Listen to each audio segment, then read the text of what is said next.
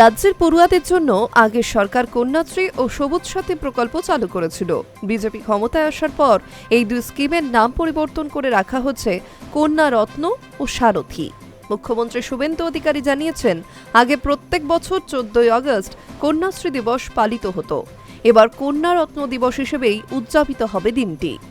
নাম পরিবর্তনের পর এই প্রকল্পের যোগ্যতা থেকে আবেদন পদ্ধতিতেও কি বদল এসেছে জেনে নেওয়া যাক বিস্তারিত।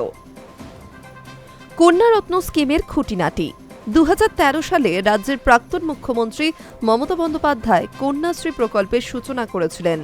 বাংলায় নারী শিক্ষার প্রসার, মেয়েদের আর্থিক সহায়তা দেওয়া, স্কুল ছুটের হার কমানো সহ একাধিক লক্ষ্যে এই প্রকল্প শুরু হয়। তৎকালীন রাজ্য সরকারের এই স্কিম আন্তর্জাতিক স্তরেও বড় স্বীকৃতি লাভ করেছে। কন্যারত্ন স্কিমের যোগ্যতা। কন্যাশ্রী প্রকল্পের সুবিধা পাওয়ার ক্ষেত্রে বেশ কিছু শর্ত বেঁধে দেওয়া হয়েছিল। 1. আবেদনকারী ছাত্রীকে পশ্চিমবঙ্গে স্থায়ী বাসিন্দা হতে হবে। 2. পরিবারের বার্ষিক আয় 1,20,000-এর মধ্যে হতে হবে। 3. আবেদনকারীকে রাজ্য সরকার স্বীকৃত কোনো বিদ্যালয়ের ছাত্রী হতে হবে। 4. আবেদনকারীর বয়স 13 থেকে 18 বছরের মধ্যে হতে হবে।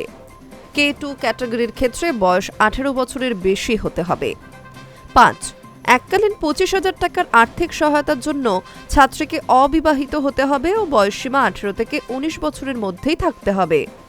তবে আয়ের সীমা সংক্রান্ত শর্তের ক্ষেত্রে বেশ কিছু ছাড়ের কথাও বলা হচ্ছে।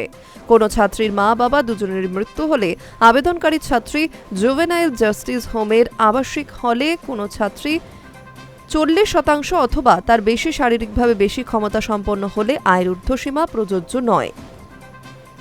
কন্যারত্ন স্কিমে আবেদন পদ্ধতি। কন্যাশ্রী প্রকল্পে স্কুলের মাধ্যমে আবেদন করা যেত। আবেদনপত্র পূরণ করে প্রয়োজনীয় নথিপত্র সহযোগে বিদ্যালয়ে জমা দিতে হতো। তবে কন্যারত্ন স্কিমের আবেদন পদ্ধতি সম্পর্কে এখনও কিছু জানানো হয়নি। শীঘ্রই এই বিষয়ে জানানো হবে বলে আশা করা হচ্ছে। কন্যারত্ন স্কিমের প্রয়োজনীয় নথিপত্র। কন্যাশ্রী প্রকল্পের আবেদনপত্রের সঙ্গে বেশ কিছু নথিও জমা করতে হতো। আবেদনকারীর জন্ম শংসাপত্র, অবিবাহিত হওয়ার প্রমাণ হিসেবে ছাত্রী ও তার অভিভাবকের সই করা একটি স্বঘোষণা, পরিবারের বার্ষিক আয়ের শংসাপত্র, ছাত্রীর ব্যাংক পাসবইয়ের প্রথম পাতার জেরক্স, আধার কার্ড, এছাড়াও পাসপোর্ট সাইজ ছবি।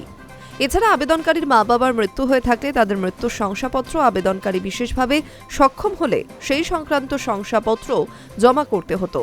কন্যাশ্রী প্রকল্পে মূলত 3টি ধাপে ছাত্রীদের আর্থিক সহায়তা করত তৎকালীন রাজ্য সরকার। প্রথমত, 13 থেকে 18 বছর বয়সী ছাত্রীদের বছরে 1,000 টাকা করে দেওয়া হতো।